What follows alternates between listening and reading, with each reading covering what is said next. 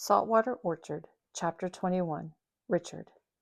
The next afternoon Richard sat tucked into a corner booth at the Three Cats Cafe, sipping a cup of coffee and people watching. He was meeting with Drew today to complete the plans for the barn. He was excited about the possibility of creating an event center. The bonus to meeting at the cafe was he could also watch Ryan. He'd never been at the cafe when she'd been working before. She bustled about serving customers, never looking hurried or put out with any request. He could pick out her melodious laughter over the hum of conversation and clatter of dishes. He took a bite of the ham pie she'd just dropped off, along with his coffee. Eyes closing in bliss, he chewed the bite of apple pie and swallowed. "Am I interrupting?" His eyes flew open at the familiar low and throaty voice and found Sloane giving him a coy look. She hadn't returned to the farm, but he hadn't gone looking for her either. He'd hoped she'd left town after finding Ryan on his porch. Apparently not. "What are you doing here? I thought you said you'd never step foot in this town." "I missed you." She smiled at him and skimmed a finger down his arm as she slid into the bench seat across from him. Smiling, she reached for his hand. Crossing his arms, he sat back, out of reach. He wasn't interested in playing this game. She had made it clear they were done. During his time in Haven, he'd realized he was no longer interested in the same life she had her eyes set on. He wanted something simpler, and something with someone who wasn't only interested in what she could gain by being with him. He glanced to the last place he'd seen Ryan standing, but she wasn't there. He brought his attention back to Sloane. "Again, what are you doing here?" "I told you already. I missed you. Didn't you miss me?" She gave him a smile that made him tighten his jaw.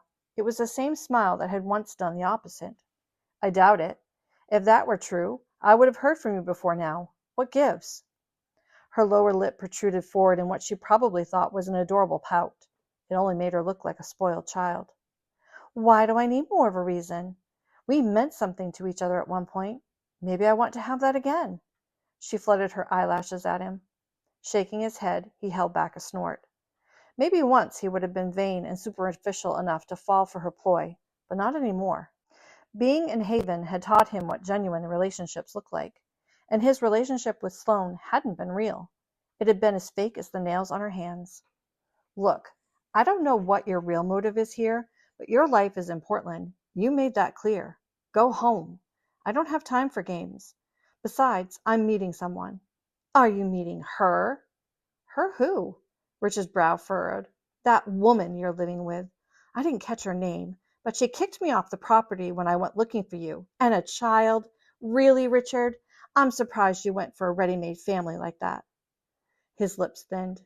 He'd always known Sloane could be catty and petty. He'd seen her do it to others. "It's none of your business what I'm doing. We're not a couple anymore. Besides, I've decided I'm staying. I'm not selling the farm. In fact, I'm working to make it into something more." Sloane burst out laughing. The noise grated on his nerves. "More than a farm? Seriously, Richard, stop being so dramatic and come back to where you belong. I know I can convince my father to give you your job back. You won't get the promotion now, but you will eventually. We'll have to live in Portland for an extra year, maybe two, but we'll end up in New York soon enough." He leaned forward, slapping his hand hard on the table.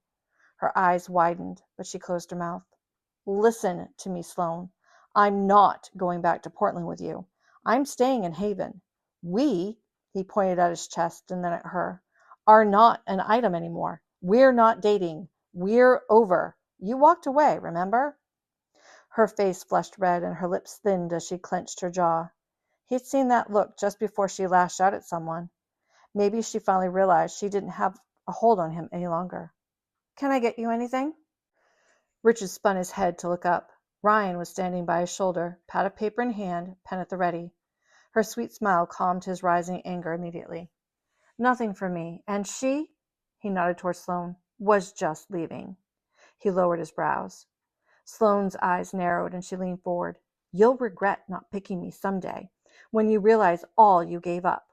See that you don't. You'll hate living in the middle of nowhere," she hissed at him. Suddenly she straightened her blouse and took a step forward, getting in Ryan's face. Ryan tensed, preparing to jump between them. He wouldn't put it past Sloane to lash out at Ryan. "You can have him. He's not worth it." Spinning, she marched out of the cafe, pushing past customers to get to the door. Drew slid into the seat across from Richard. Hey, Orion, can I get a coffee and whatever magic Brenda has whipped up? Thanks. Richard saw her give a small jump at Drew's words before she said, Sure thing, I'll be right back. As she made her way to the kitchen, his eyes followed her every step. He felt an urgent need to chase after her and clear the air. He realized how crucial it was for her to understand there was nothing between him and Sloane. The truth was, he no longer wanted what Sloane had to offer. His heart belonged solely to Ryan. So, ex-girlfriend? Drew smiled at him as he nodded at the car now screeching out of the parking lot. How'd you guess? Drew laughed. A woman scorned is easy to spot. Tell me more about this project. He chuckled as the last of his tension faded. She did the scorning, not me.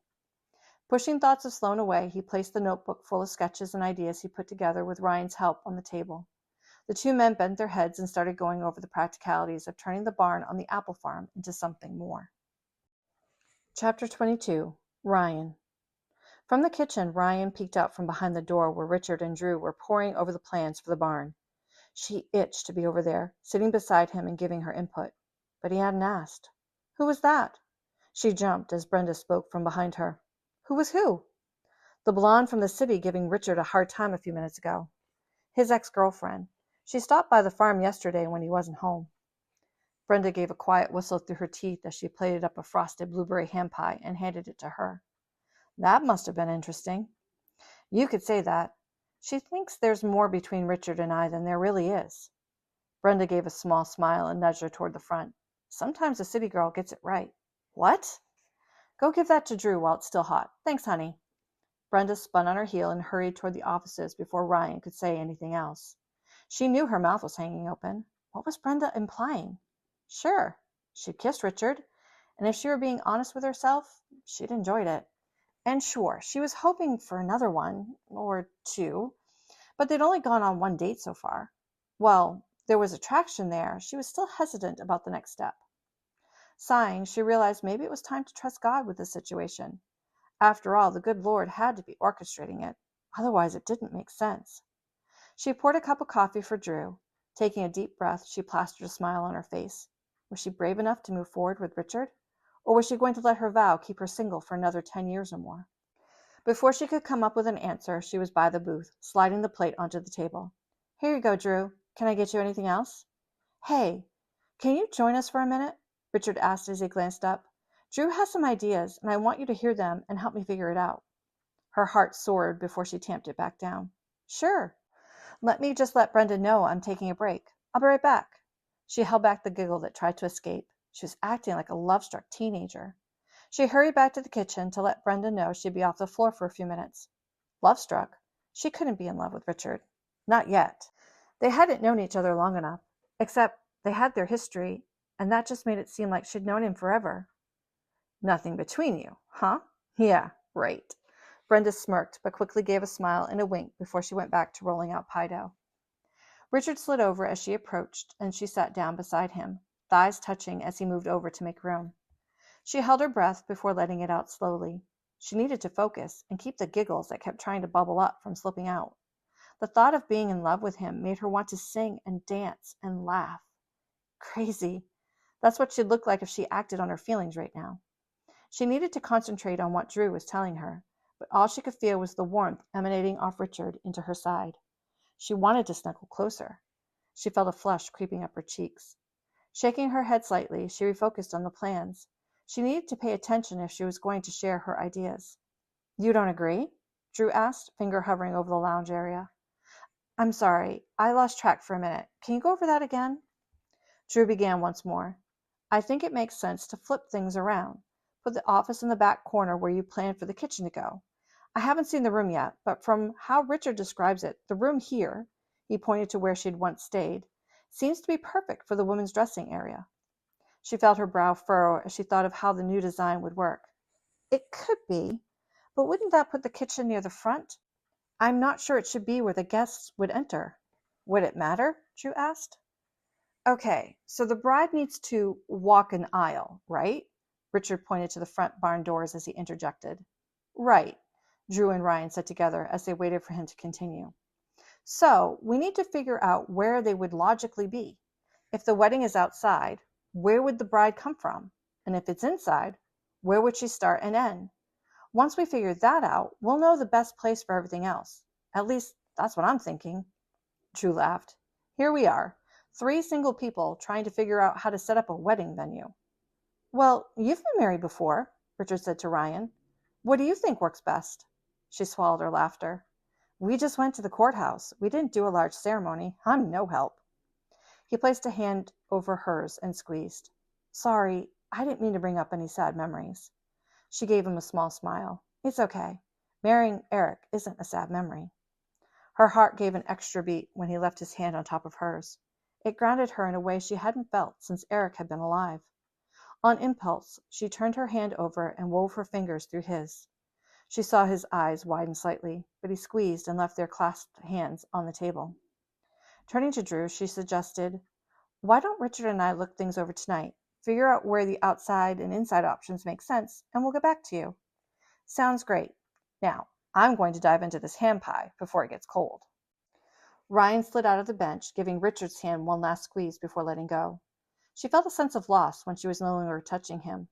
I need to get back to work. See you at home later. As her face warmed, she hurried away. She hadn't meant to make it sound so intimate, like they lived together. But that's exactly what they did, even if it was only a platonic relationship. Her face continued to heat as she hurried to the kitchen.